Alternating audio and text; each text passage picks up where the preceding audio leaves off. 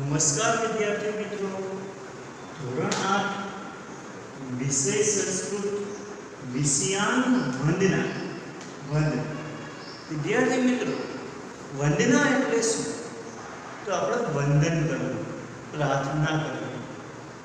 કે વિદ્યાર્થીઓ, અગાઉના ધોરણોમાં એટલે કે તમે 6ઠા 7મા આવી જ રીતે ભગવાનની પ્રાર્થના કરી, વંદનાને લગતા શ્લોકો ભણી અને આપણે અભ્યાસની શરૂઆત કરેલી છે। કેમ કે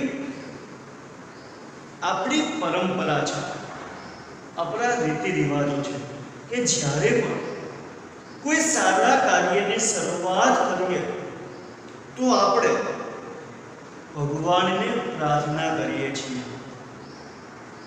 તો અહીં પણ આપણે નવા સત્રની, નવા ધોરણની શરૂઆત કરીએ છીએ, નવા વિષયોની, નવું જાણવાની, નવું ભણવાની અને આગળ વધવાની શરૂઆત કરીએ છીએ। તો આપણે કેમ દેવી સરસ્વતીને યાદ ન કરીએ? એવી જ રીતે વિદ્યાર્થી મિત્રો, અહીં આપણે દેવી સરસ્વતીને પ્રાર્થના કરી, વંદન કરી અને આપણે આપણા અભ્યાસની શરૂઆત કરીએ। તો વિદ્યાર્થીઓ, આપ તમારું પાઠ્યપુસ્તક કાઢશો અને એમાં આપણે જોશું। જો તમે પાઠ્યપુસ્તક કાઢી લીધું હશે તો એમાં તમને ચિત્ર જેવું આપ્યું છે। જો અહીં જોઈ શકો છો, તમારી પાસે પાઠ્યપુસ્તક છે એમાં પણ જોઈ શકો છો કે બે બાળકો દેવી સરસ્વતીને વંદન કરે છે, પ્રાર્થના કરે છે। શા માટે?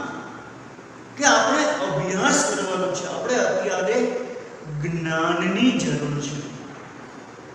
તો જ્ઞાનની દેવી એટલે કે સરસ્વતી, તો એને આપણે પ્રાર્થના કરીએ કે અમારામાં અટૂટ જ્ઞાન આપજો, અમારી ઉપર કૃપા કરજો, અમને જ્ઞાન આપજો। તો અહીં આપણે એવા જ જ્ઞાન માટેની પ્રાર્થના કરીએ અને આપણે આપણા શ્લોકની શરૂઆત કરીએ। તો ચાલો વિદ્યાર્થી મિત્રો, તમે તમારા પાઠ્યપુસ્તકમાં ધ્યાન આપજો અને હું અહીં જે શબ્દ તમને બતાવું એ મારી હારે થોડા થોડા લખી જજો કે જય જય હે ભગવતી સુર ભારતી તવ ચરણો પ્રણામ। જય જય હે એટલે કે જય હો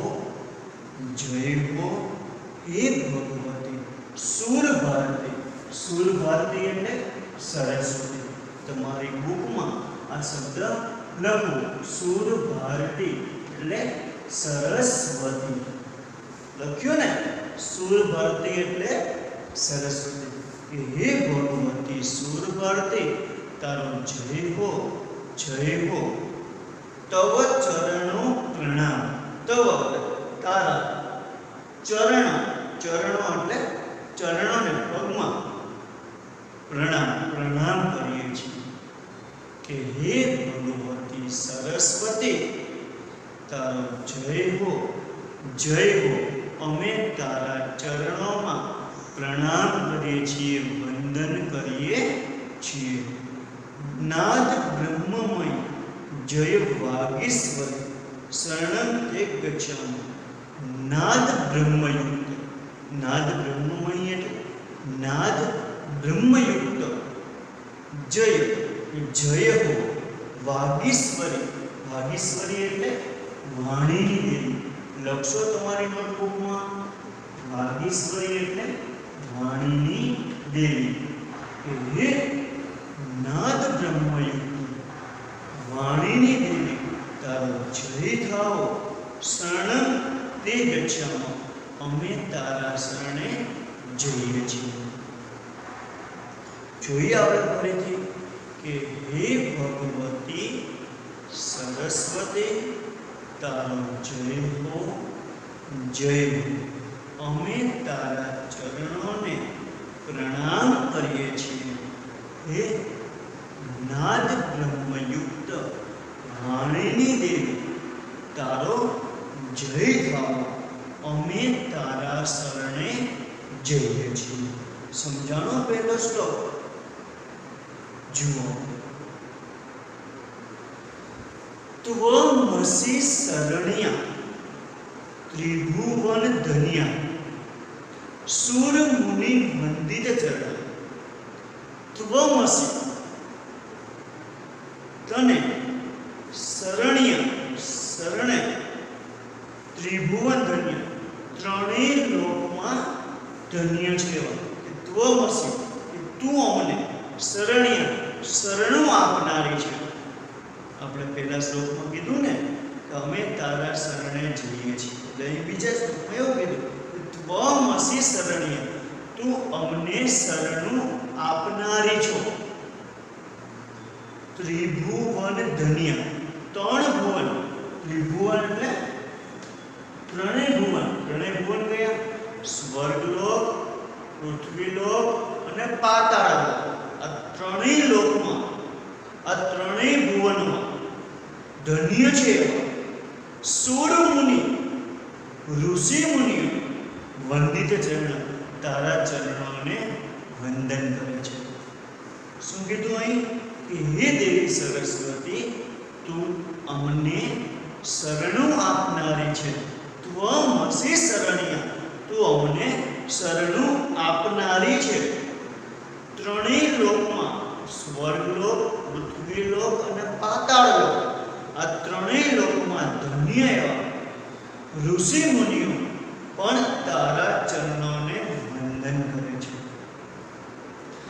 નવરસ મધુરા કવિતા મુખરા સ્મિત રુચિ રુચિરા ભરણ. નવરસ, નવરસો છે. કયા કયા? તો શૃંગાર, વીર, અદ્ભુત, કરુણ, બીભત્સ, હાસ્ય, ભયાનક, રૌદ્ર અને શાંત. કયા કયા નવરસો થયા? શૃંગાર રસ, વીર રસ, અદ્ભુત રસ, કરુણ રસ, બીભત્સ રસ, હાસ્ય રસ, ભયાનક રસ, રૌદ્ર રસ અને શાંત રસ. આ નવ રસોયુક્ત મધુરા એટલે કે વાચા, તારી વાણી યુક્ત કવિતા, મુખરા, મુખરા એટલે વાચા, કે આ નવ રસોથી યુક્ત મધુર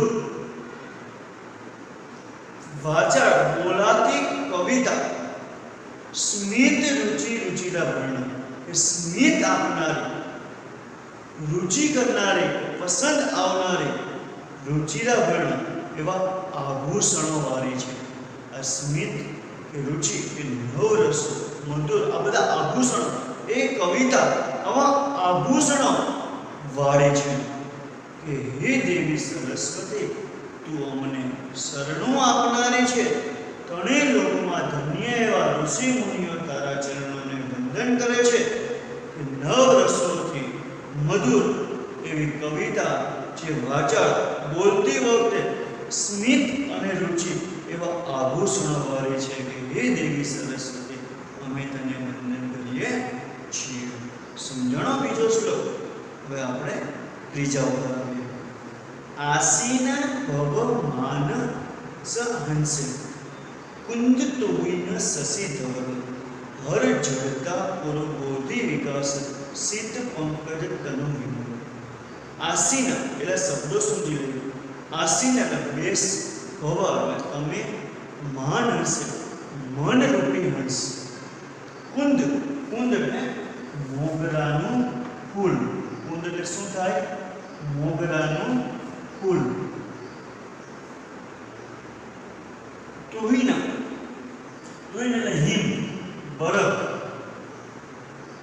શશી, શશી એટલે ચંદ્ર. ધવલ એટલે સફેદ. કે મોગરાના ફૂલ જેવા, કે બરફ જેવા, સફેદ ચંદ્ર જેવા માન હંસ પર તું આસન ધારણ કર, તું બેસ. કોને આપણે કીધું? દેવી સરસ્વતીને કીધું. મોગરાના ફૂલ જેવા, બરફ જેવા, ચંદ્ર જેવા સફેદ માન હંસ પર તું આસન ધારણ કર, તું બેસ. कुरु हर जड़ता कुरु बोधि विकास सिद्ध पंकज तनु विमल। सिद्ध એટલે શ્વેત સફેદ, સિદ્ધનો અર્થ પર શું થાય? સફેદ. સફેદ કમળ પર, કમળ જેવા વિમલે, વિમલે એટલે નિર્મળ કે સ્વચ્છ, તનુ એટલે વસ્ત્ર કે શરીર. સફેદ કમળ જેવા નિર્મળ વસ્ત્રોને ધારણ કર અને હર જડતા, જડતા એટલે જડ એટલે અજ્ઞાનતા, અમારામાં રહેલી અજ્ઞાનતાને દૂર કર. હર એટલે દૂર કર, હણીના દૂર કરના. અને બોધિ વિકાસ, અમારામાં બુદ્ધિનો વિકાસ કર. એ શું કીધું? કે મોગરાના ફૂલ કે બરફ કે સફેદ ચંદ્ર જેવા માનસ પર તું આસન ગ્રહણ કર, તું બેસ. કે સફેદ પંકજ, સફેદ કમળ જેવા નિર્મળ વસ્ત્રોને ધારણ કરે, અમારામાં રહેલી અજ્ઞાનતા ને દૂર કર અને અમારામાં બુદ્ધિનો વિકાસ કર. સમજાણો વિદ્યાર્થી મિત્રો? કે આપણે આગળ વધીએ. લલિત કલામય જ્ઞાન વિભામય વીણા પુસ્તક ધારે. લલિત કલામય કે અનેક પ્રકારની કલાઓ, જ્ઞાન અને અનેક પ્રકારની તું જ્ઞાન આપનારી વીણા અને પુસ્તકને ધારણ કરનારી છું. મતિ રાસ્તાનો તવ પદ કમલે અઈ કુઠાર વિસ અરણ્ય. અઈ કુઠાર, કુઠાર એટલે કે અમારામાં રહેલા જે